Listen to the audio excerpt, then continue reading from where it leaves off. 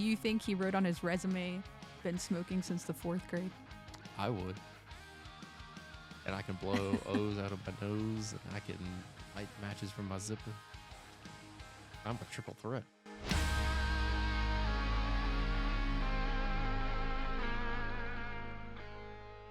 Welcome back to our podcast, everybody. Yeah, welcome back, everyone. Episode 2, Season 1. That's right. We are here to talk about the episode called Smoke Gets in Your Lies. Yeah, we're talking about smoking, whether Yes. it's good or bad for you. Yes, and for everybody there at home listening, what's your opinion on the subject? We'll have a conclusion by the end of the episode. Okay, that sounds great. I can't wait to hear it. And we're so excited to be back talking about our favorite show, The Nanny. Yeah, let's just dive right in. Okay, we're diving right in. So the first scene is at the Sheffield mansion, palace of a house. And Fran is talking with Niles, and she's excited for Val, who's about to come over and see the house for the first time. And she says to Niles that she wants Val to just drop dead when she sees the house. Yeah, and then as the doorbell rings and Niles answers the door, Val shows up. She says, "Oh, I'm dead." Dropping dead. Dropping dead. Yeah. I thought that was great because her and Fran are just so in sync with each other. Yeah, they're best buddies till the end. That's right. So Niles asks Val, "Can I take your coat?" And she says, "Do I get a stub?" Yeah, I mean, maybe she's expecting some super high class stuff here, but I mean, this is residential, so It is residential, so yeah. that doesn't happen here. Yeah, it's not a 5-star commercial mansion. It's a 5-star residential mansion. That's true. Yeah. So Val is walking around just soaking in all that it is to be in the Sheffield mansion. And she says, this place is like the Taj Mahal. Yeah, I mean, I don't know if I've ever really seen the inside the Taj Mahal. I don't remember. I mean, I remember the outside of it, but so I can't compare. Maybe Val has. I guess she has. They reference living like Jackie O here, and they say Jackie O's 2 doors down. And Val asks Fran, "Jackie O is your neighbor?" Oh, she's 2 doors down. Yeah. And then they reference John, who quit his DA job and ran off to California with a blonde fish. Which Jackie was John F. Kennedy's wife. And then John is their son. That's right. Is that it? John Okay. Jr. Yep. Yeah. So at this point, Fran has been the nanny for a total of 2 weeks, but she feels like she has it down pat. Yeah, I mean, I guess she learns her groove quickly then. I don't know if I would, in 2 weeks, be totally something. Well, I guess it's not totally new to her, but it's still impressive. It's basically new to her. Yes. She's worked with kids, but she hasn't been a nanny for kids, though. So. Right. Only one time she worked with kids. Right. Yep. Sister was suing her chivalropodist. That's right. That was the time. Yeah. So the kids enter the scene, and Brighton and Maggie, shocker, they're fighting again. And Gracie's involved in the fight too. And this whole fight is centered around Maggie's pimples. And Gracie's upset with Brighton, and she says to him, "We hate you." And all the kids are running around at this point. Yeah. Gracie talks about she's going to get a nervous breakdown, which is still pointing to this child's crazy personality problems. So they're still pointing light to that. So Yes, but it's still like a stressful situation to be involved in that type of sibling fighting. yeah, as the youngest, watching your older siblings fight, that's got to be not enjoyable. So Not the most fun. yeah. So Fran asks Brighton, "What is wrong with you?" And he says, "I don't know. I guess I'm just bad to the bone." And then this is where Fran goes into the story about good old bad boy Lenny Brown. Yeah, this is where we hear about this infamous smoker of the 4th grade. The 4th grade smoker. What do we think about the guy who has a smoker's cough in the 4th grade? I don't know. I mean, I guess this guy came out of the womb smoking a cigar or something. Like instead of like a binky, he got a cig Yeah. and a lighter. Yeah, he used his binky to light the cigarette. He's like boss baby. He could blow smoke rings out of his nose, either nostril, so he's a man of many talents at this point. Yeah, I have never seen anyone blow an O out of their nostril before. So I am kind of curious what that looks like. That's one talented elementary school individual. And Val and Fran are talking about him, and they say, remember when he would light a match off of his zipper? And then they're still dreaming about that one. Yeah, I guess this is his pants zipper. I don't know what other zipper there would be, but It must be like a cool little trick to show everybody, like, hey, I can light a match off my zipper. This is yeah, an atypical trick. yeah. I mean, I guess it makes sense. I have never thought to do that before. Well, no, but you weren't Lenny Brown. You're right. I was a bad boy Lenny. I was just non-bad boy Lenny. Yes. And Brighton asked if he was cool, and they said he was basically a god, and he was the James Dean of Flushing. Yeah, Mr. James Dean himself. Yep. But I don't even understand this because James Dean is a famous singer. They're comparing a famous singer to this infamous smoker. That's how their comparison comes here. I guess they're like thinking of him as like the suave guy, right? Yeah. Yeah, I guess. Yeah, I could see that. Did James Dean smoke a lot? Actually, Maybe he probably. did. Yeah, A lot of people did yeah. back then. That's actually it. Yeah, I guess so. I didn't even think about that. So anyway, fast forward in Lenny Brown's life, and he is some big shot, and he works for R.J. Reynolds. It's a suitable place for him to grow up and have a career. So looks like things landed for him. Pieces fell in the right places for him. Yeah. Do you think he wrote on his resume, been smoking since the 4th grade? I would. And I can blow O's out of my nose, and I can light matches from my zipper. I'm a triple threat. And that'll get you a big corporate job at R.J. Reynolds. Yeah. Hire me. That's interesting. That's all I'd put on the resume. Nothing else. I'd write it in smoke. In smoke, Yeah. you could just blow your resume over Yeah. to the recruiter and get instantly hired. Instant hire. Auto approved. Okay, pop quiz. What does RJ stand for? I don't know. Richard Joshua. Oh. I'm assuming he's the guy who started the company? Yes, he was an American businessman and founder of R.J. Reynolds Tobacco Company. Yeah. He was the son of a tobacco farmer, and he worked for his father, and he went to college and eventually graduated, and then he founded this company. Wow. I wonder if R.J. Reynolds could do all these fancy tricks. I know, I wonder if he could. He was around in the 1800s. He died in 1918. So Got to pour one out for the homie then. that's right. For RJ. Obviously, Brighton hears this story about him, and immediately he's feeding off of it, and he thinks he's really cool. So that's what he got from that story. It's cool to smoke. Yeah. I mean, if that's what Fran and Val were obsessed with, things probably haven't changed too much. So that's what he's thinking in his head. So Yep. he's got to light one up. Got to light one up. As we will see here in the next scene. He hasn't started anything yet. Yeah, he hasn't done anything yet, just so we're clear, but we will get into it. Yes, these are simmering in his mind right now. So going into the next scene here, we have Fran and the kids, and they're sitting in the kitchen, and they're helping Maggie get rid of her pimple that's on her face, and they're trying to do all these facial exercises to help with that. And Fran then tells the gang that she went to the Altissima Beauty Institute, and she was a 4 times Dean's List participant there. And Niles says, yet she's so accessible. Yeah, I mean, I don't know anything about fashion or beauty, so I didn't even know that was the school. And I didn't either. I'm guessing that's a big deal for her. So, I mean, it is obviously, but so she's in that world, and Yeah, that's it. I don't have much else to say about that. But I why really don't aren't know.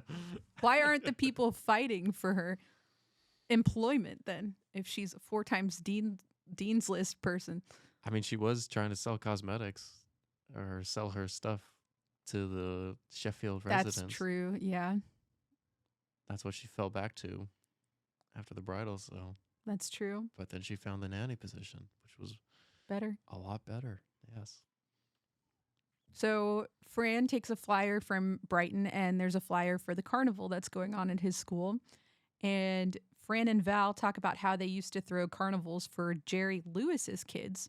And then they say he used to be hysterical, and now he's funny in France. So I didn't really know who Jerry Lewis was, but after researching, he was a comedian and he was also in films too. And he was one half of the Martin and Lewis duo back in 1950s, 1940s. And eventually his humor really just won over the hearts of the people in France, which is why she says he's funny in France, because he put on a comedic bit about being kind of like that ugly American tourist character. The French people loved it. So Oh. Then this dialogue goes great here. yes. So that's who he was. I've learned something new today. How did she know his kids? That is the cigar, the golden cigar question. The golden cigar question. I was gonna say $1 million question, but I figured I I'd like make the it golden cigar question better. something smoke themed. Oh, nice. Yeah. Oh. Smoke O's. Oh, no puns intended. Yes. Ah. Okay, so Fran thinks it's a good idea if maybe Maxwell would consider going to the carnival so he can spend some time with his family, his children. And the kids say, Dad is too busy for this. And then we see Maxwell pop in the kitchen and he tells Niles, keep the drinks coming in here. So he has this office that he works in, but it's kind of nice. It's like a remote work environment for when he can be at home. Is this where like remote work originated from? Maxwell Sheffield's office? Wow, I did not see that coming. I mean, he's a producer. I mean, he can, I guess, write his scripts or come up with the words for the plays at the house. He can go over casting. In fact, I really channel Maxwell. We both work remote, so we very much love working remote. But I can channel him because he hosts his business parties at his house. Why not? I don't have to leave. That's great. And he just casts like composers at his house. You see people coming in and out of his house all the time. So just go to Maxwell's house. Don't rent out a business space. Life hack. Yeah, I mean, he's also got a baller mansion to do that in. I mean, that's true, but I don't know if I still would be inviting people over like that if in a non-mansion like house.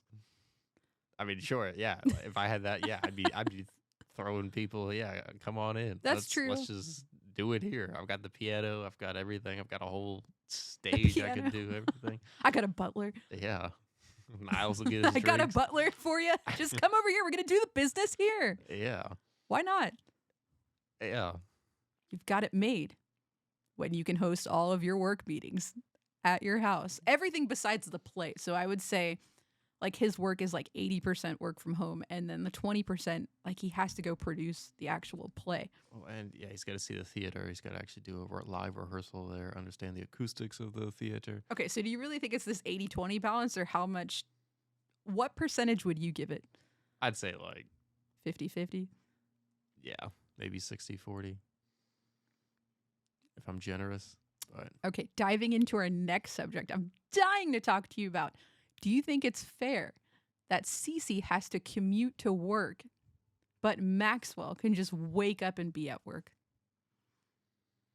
I mean, he's the one, back to my original point, he's got the baller mansion. So Where does Cece live? obviously not in a baller mansion like him. So I think we see later she lives in like a nice classy apartment or something, right?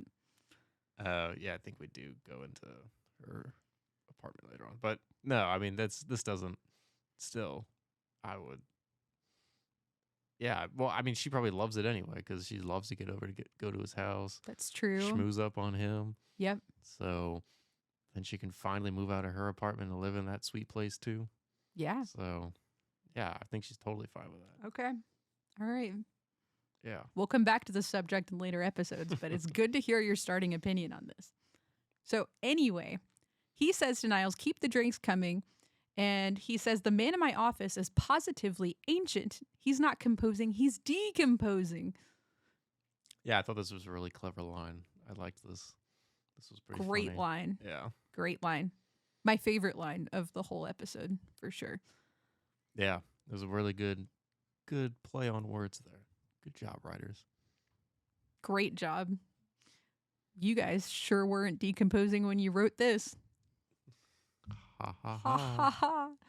So he's seeing composers all weekend. When Fran says, why can't you go to the carnival? He says, well, I have to produce. And he's opening a musical in 8 weeks. And she said, okay, well, what's the big deal about that? And he said, well, I have no music.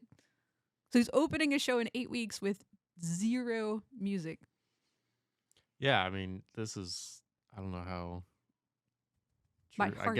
I guess this could be true to a real play, but yeah, I mean, this would be. Woo, I'd be losing sleep at night, heart palpitations for days, not having a single note written on a page. Yeah, and especially that he's not the composer himself, that he's got to hire someone out for this.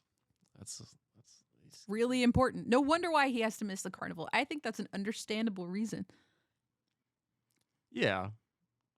But what has he been doing for these I don't know. weeks on end to not have a composer? Is he just a procrastinator? Maybe he had somebody quit on him. He hasn't even hired a composer yet. Well, yeah, I know. Well, yeah, I guess if they fired him, then We don't really hear that part, but we're speculating. yes, we're speculating. So anyway, he has a pretty stressful job because his name's going to be up in lights all over this play. And in 8 weeks it drops and there's nothing. So a lot of pressure. A lot of pressure there. So he can't go. So he exits the room. But before he exits the room, he makes sure to acknowledge the children. And he says, Gracie, take more bites with the food she's eating. And he says, Maggie, be a bit more outgoing, because she has like a blanket over her head because she's doing the facial. And then he leaves and Brighton says, well, he's got my vote for Father of the Year. Yeah, I mean, we see here, this is where he just kind of steps in, plays the dad role for a couple minutes. He has to, and then pawns off everything else for the nanny. And that's kind of the role he's always played. And Yeah. we're seeing it unfold here. So this is why Fran is here to begin with. But we see here that maybe he needs to open up a little and have more time with his children. I think so too. So hopefully he will do that in one of the next scenes here. We'll find out. We'll find out. So Fran has gotten really crafty with eyeliner, and she's trying to color in the pimple and pretend it's a mole on Maggie's face. What'd you think about that cleverness to be able to do something like that? I have not the slightest bit of the fashion or the beauty. I never would have. Is this something that would have popped into your head, like when you're in junior high and you're like, oh my gosh, I have a pimple. Hey, can I get it colored in as a mole? I guess not as a guy, right? No, I just wore them like a real man, and Wore them like a real yeah, man. I made them fashionable to my face. Okay. I made those red dots go to work. I actually didn't have Those that. red dots. I didn't have that many, honestly. So I never really had a ton of struggles. So Yeah, I think I had a bunch. So yeah. So I don't know. This I didn't really recognize this as a impressive feature like you did, but I think would that's say only natural. it was a great finesse moment, if you know what I mean. Oh yes, I only partly know what you mean, Okay. but regardless, you won it. So.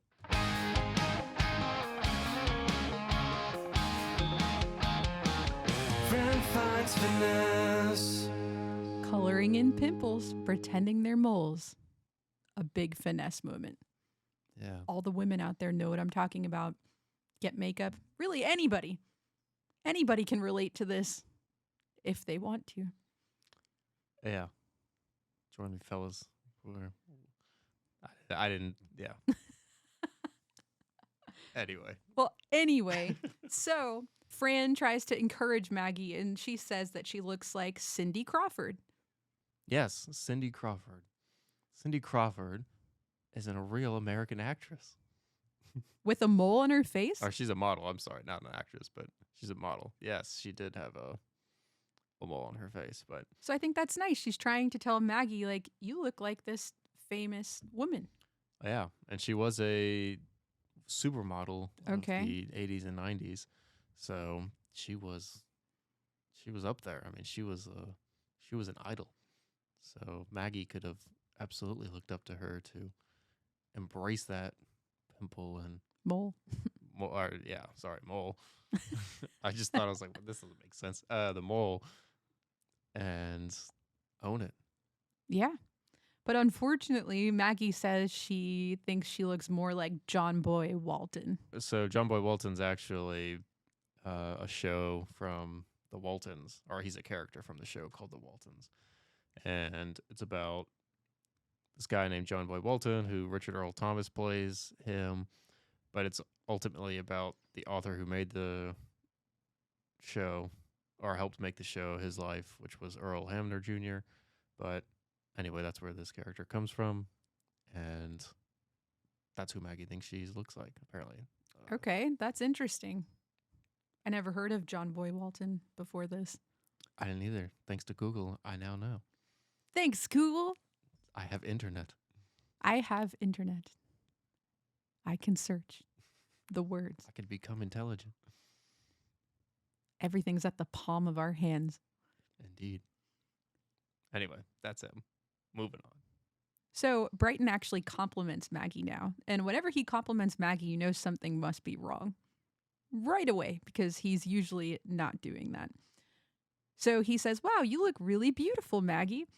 And then we can see he's doing this because he's trying to distract what happens next, which is him handing Fran a sheet of paper, and he says he's doing some sort of handwriting analysis. So could she just put her signature on the paper so he can analyze her handwriting?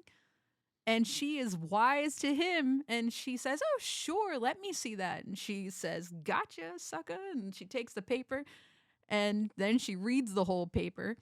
And it's a note from Brighton's headmaster from his school saying that he was caught smoking, and he was trying to get her to sign the note without reading it.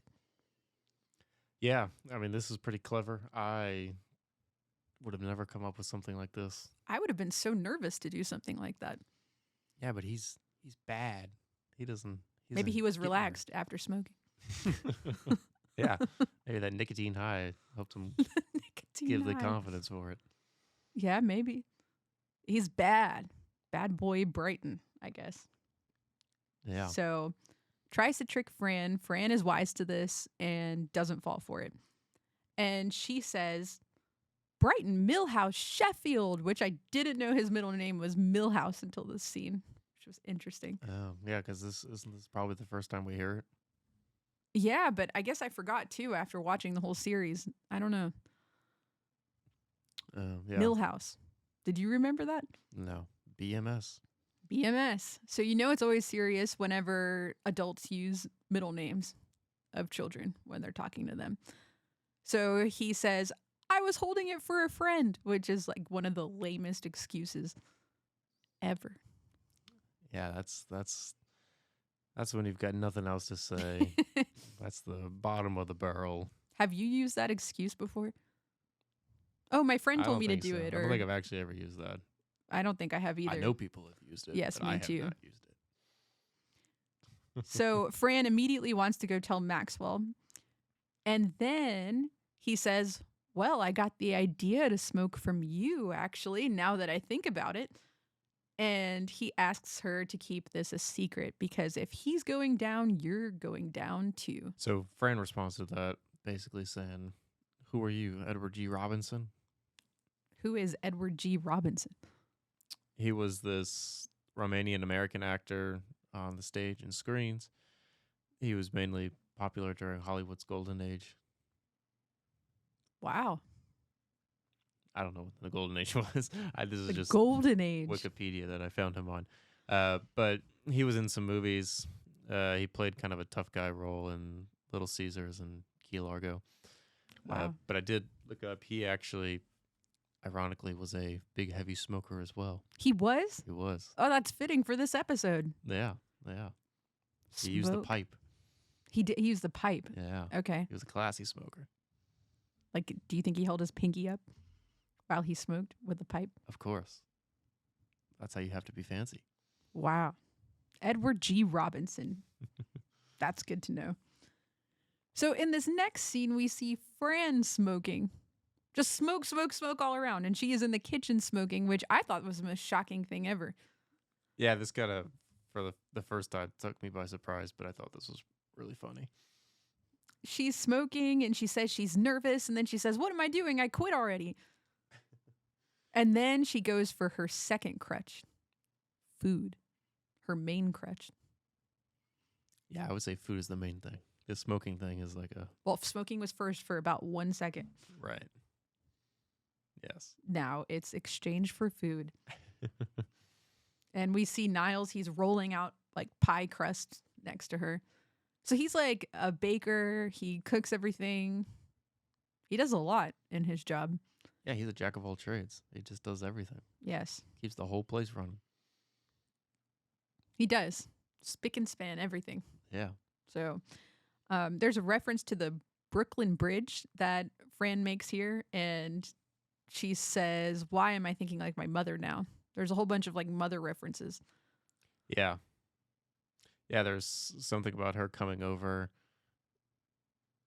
That one I remember vaguely. I remember more the one of which, I think almost all parents have used on their children was, would you walk off a bridge or up a cliff? Jump off a bridge Yeah.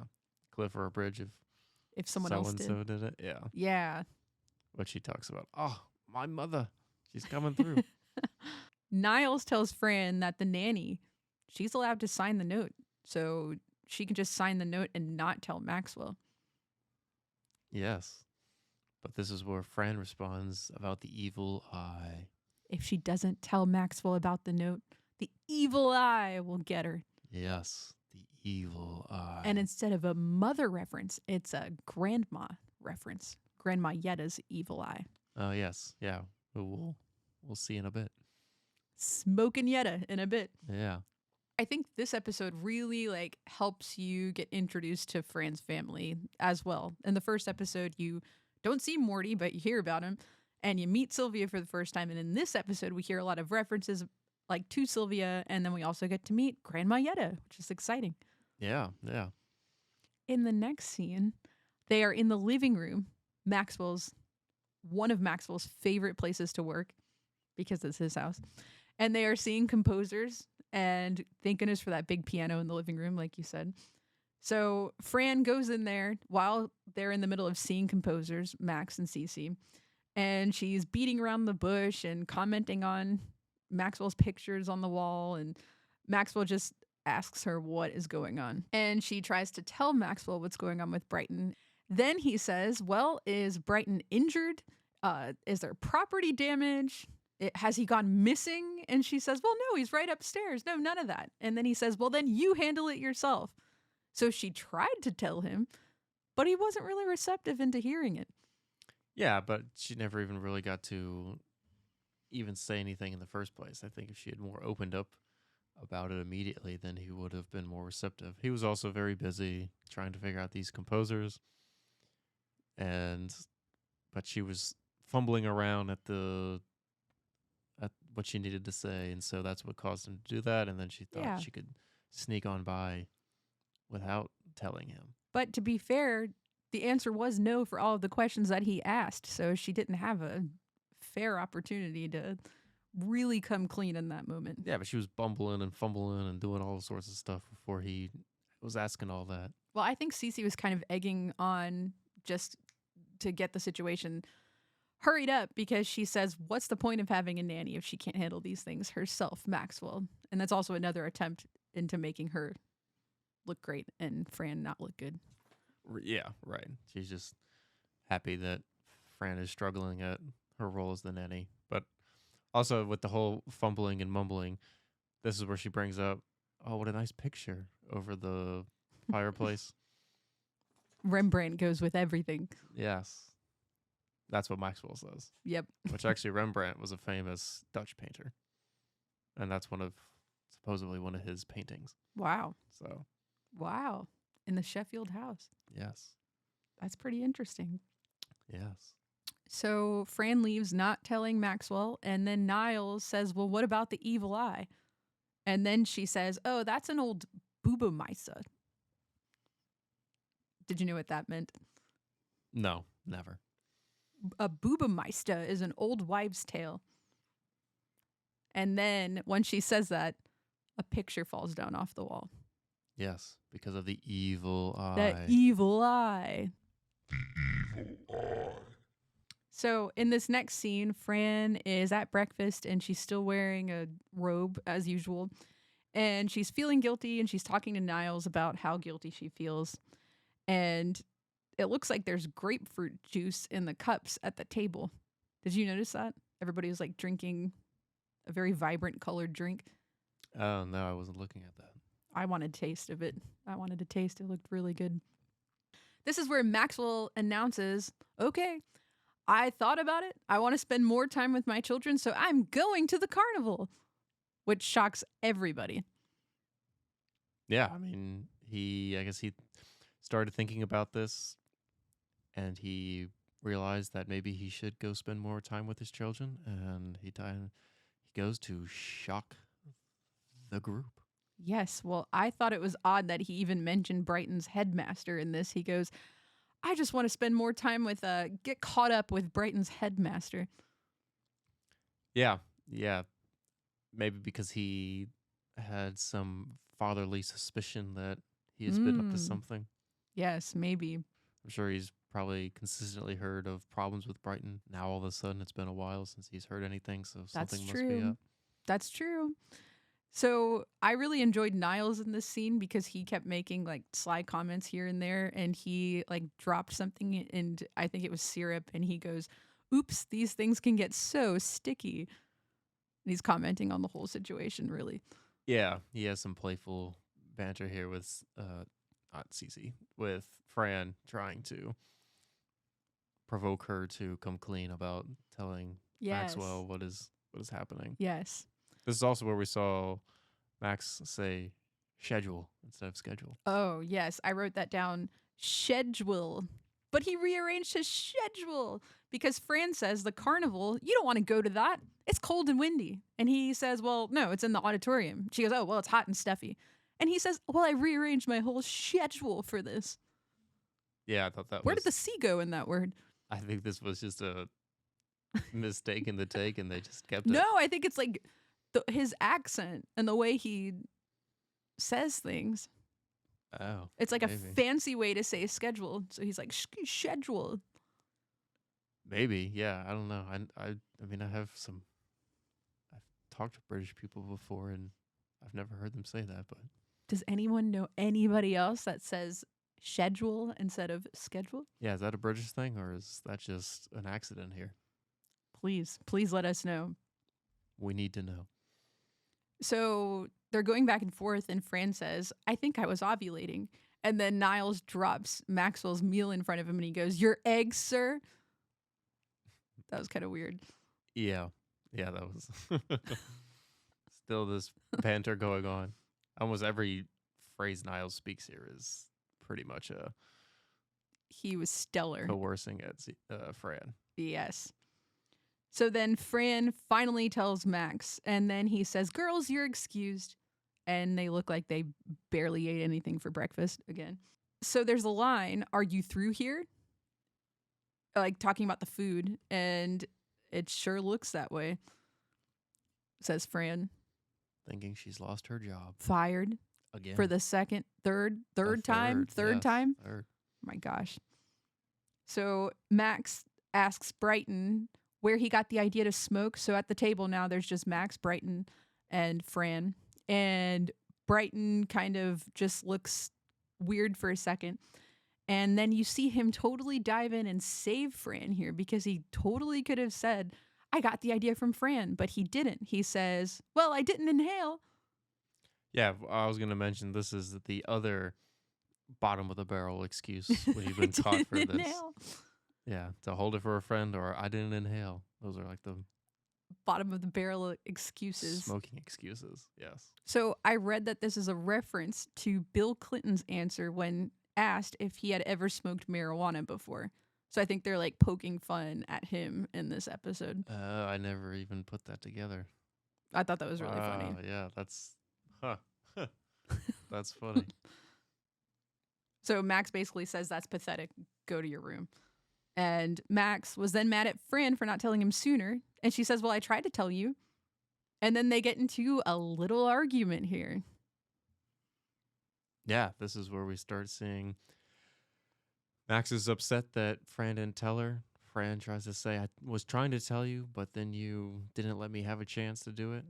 And this is where we introduce the heated debate between the two. Dapper daddies, dating debacles. Dapper daddies, dating debacles. So he's very confused in this moment. And he mentions having a small stroke. And Fran says she's working like a dog raising his kids. And then Max sends Fran to her room. Yeah, because this is supposed to be Fran's job. And she ironically says, but this is where she's like playing more mother than nanny. Or she wants to be in this role. So, but yeah, Yep. this was kind of funny. And then he's so adorable when he sends me to my room. I love how Max thinks sending people to their room is a good punishment. Yeah. So, in the next scene, we are at the theater, and Cece says that Maxwell's a beast today because he's just like being very honest and direct with all of his comments for all the people that are performing in front of him and auditioning. And I think there was like a Broadway star that comes up and starts singing. So Fran finally tells Max that Brighton got the idea from her to smoke from her story. And Max doesn't want to fire her after this. Yeah. I mean, he realizes maybe it's not totally her fault. I mean, she gives him the idea, but ultimately Brighton's the one who executes on the idea. So, but maybe it was a little too harsh when in the arguments, and this is just like episode 1. He realizes everything will be okay in the end, and let's keep things the way they are. Wow. No need for firing. No need for firing. No firing. I'm glad he learned from his past instant, "You're fired" outburst. Yeah, he's So- not as brash this time. Yep. So she says she feels like the worst nanny in the world, but not worse than Rebecca De Monet, which I didn't know this reference either until I looked it up. So she was the star in the film The Hand That Rocks the Cradle, and this came out in the 90s, and she went through a terrible time with her husband. She was pregnant, and her husband had a bunch of sexual cases against him, and he ended up killing himself. And then all of the stress with everything of that happening caused her to have a miscarriage. And then she found one of the women that outed her husband for sexual assault, and she pretended to be a nanny and had the woman hire her. And she was trying to get back at the woman for outing him because now all of his like money and everything was frozen because of this pending trial and everything. So she went into her house, and this woman just gave birth, and she turns into a crazy nanny, and there's murder, and it's pretty gruesome. Wow, that is really intense. Yeah, I don't know if I want to see that movie, but apparently it was a really good movie that people gave really great reviews for. Wow. Yeah, that's So she's not worse than that. I think I can agree with that statement. yeah. So, yeah. So Maxwell wonders why Brighton didn't turn Fran in, and he's perplexed, and he says, could it be because he likes you? And I think this has to do with his reasoning for not firing Fran too. He can see that the kids are really taken with her at this point. Well, yeah. I mean, Niles mentions earlier on that there was all these different nannies that have been through, and that was where Fran is different than all these others, and Max is seeing that, so there's potential in her. Absolutely. So he says that Brighton feared his mother, and his mother was the last woman that he really made a connection with or had a connection with. And she was punishing him a good bit, and he would not pull one over on his mother, just like he knows now he can't really pull one over on Fran anymore. And then that's where Fran gets the idea, oh, fear is the way to punish, because we really need to take it home with how do we teach Brighton not to smoke, or that smoking isn't cool. So she wants to turn to her mom for some ideas on how to help Brighton not smoke anymore. Yeah, this is where just being sent to your room doesn't yield any results. Yes, For and Brighton. Max goes, well, I sent him to his room. And she says, oh, yeah, with a stocked mini fridge and a luxurious like room for a kid. Are you kidding? Punish me. Yeah, I totally would not be mind being grounded in that situation. Yeah, okay, I'll go to my room. Gladly. A big screen TV and a stocked mini fridge. All right. Yeah, absolutely. I'm guessing Fran's mom had the idea for them to go visit Grandma Yetta in the retirement home, because the next scene, we get to meet Grandma Yetta for the first time. Yes, this is where she finally appears. Yes. So it's her retirement home and her first appearance on the show. And her personality is kind of different in this episode than it is in the episodes going forward. So I wonder if they just like crafted this for her first and then they developed her personality as she went on. Yeah, I mean, she's a guest star in this episode, so they didn't know yet that she was going to become a more involved character than kind of a once in a while thing. So Right. Something I was shocked about in this episode is like how forgetful she is, and they made her much more lucid, I would say, in the upcoming episodes. But we get into this scene with Yetta smoking in a corner, and she says to Fran, "It's nice to meet you." So she's not recognizing Fran in this scene, and she's coughing like crazy. And then she says, "Thank God I still got my health." What do Yeah. you think about that? I mean, does it look like? I mean, she's not in the nursing home for smoking reasons. I mean, she looks still pretty healthy. I mean, she's mobile. She's not using a. She's still there. Did she sound healthy? Her voice? That's a little raspy, but A little. yeah, nothing wrong with that. Just extra texture to the voice. Yes. Okay.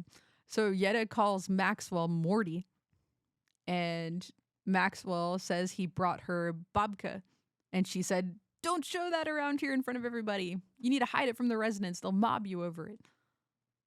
Have you ever had babka before? I don't think so. I'd be interested in trying it. Yeah, maybe. Yeah, Maybe we'll we have to should. try it sometime. We should try it and then give our review on an upcoming episode. We could. Yeah. We could try that. That'd be fun. Yeah.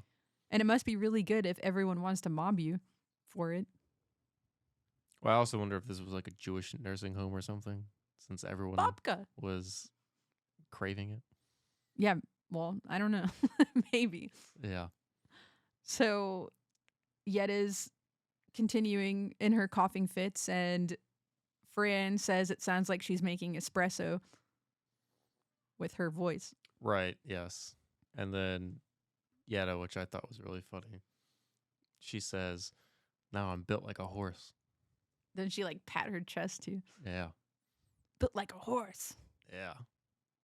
And Brighton says, "Okay, I get the point already." And then Fran says, "Nope, you're going to go over there and go sit with Yetta where the air is fresh." And then basically Brighton's sitting like right near Yetta, like taking it all in. And it definitely wasn't as cool as his first experience with smoke. Yeah, he's breathing in all that lovely smoky air. And he's realizing maybe it's not for him. He can be bad some other way Yeah, other than smoking. I think this was a good way to teach the lesson. yeah, he just needs to stick to a leather jacket, jeans, cool convertible car. That's the way to be cool. Yeah. Not smoking. Not smoking, though. So he says he will never touch another cigarette again after this whole experience. But the part I found funny here was Yetta couldn't believe that he was caught smoking. And she says, "Smoking? You can't do that." And he says, "Well, you smoke." And that's where she says, "It doesn't affect me. I'm like a horse." But I liked how she was so surprised and mad that he started smoking, even though it looks like she's been smoking for years. So Yeah, well, maybe it wasn't until later that she realized maybe it wasn't so great. And then, now she can't stop, yeah. or it's harder to stop. Yeah, maybe she started in 4th grade as well. Yeah. Maybe she did. Maybe she had her version of Lenny Brown. And she was blowing O's out of her nose. Blowing O's out of either nostril. Yeah. And lighting matches with her zipper. Yeah.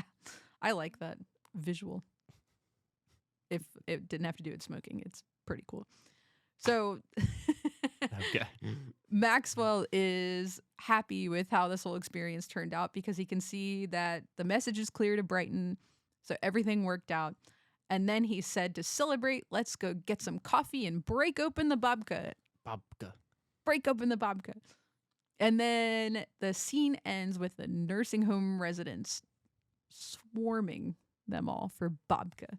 Yeah, I mean, they kind of looked like, I don't know, in my opinion, they looked like a bunch of zombies trying to reach the babka. I think they sounded like seagulls. Babka? Babka? Babka. Oh, yeah, they were all kind of chanting each other. Yeah. I don't know, it's just the way with all the walkers and everything. That's what I saw. I didn't Oh, yeah, it pay was like so much slow attention to moving. yeah. I paid attention to the movements. You were the vocals. Yes. So that's how our episode ends, with everybody eating babkas. So what's your take on smoking after hearing all of this? Well, they are still fetching, or the one grandma holds the babka, and then that was it. She's like fighting off everyone else against it. Oh, so one person won. Right. There was no actually eating of vodka, but she claimed it. She claimed it. And then she was fighting it off amongst all the other elderly people. And then it cuts. Then it cuts. Wow, I didn't realize that. But yeah. Yeah, so I guess all in all, maybe it's not worth smoking then. Yeah, I don't think it's worth smoking. It could sound cool. It could look cool. But overall, is it cool? Not for Brighton. Not for Brighton anymore. It still is for Yetta, though. Still is for Yetta. Yetta's blowing O's. Indeed. So with that being said, I think we're ready for our recap. It's recap time. Let's put this all together.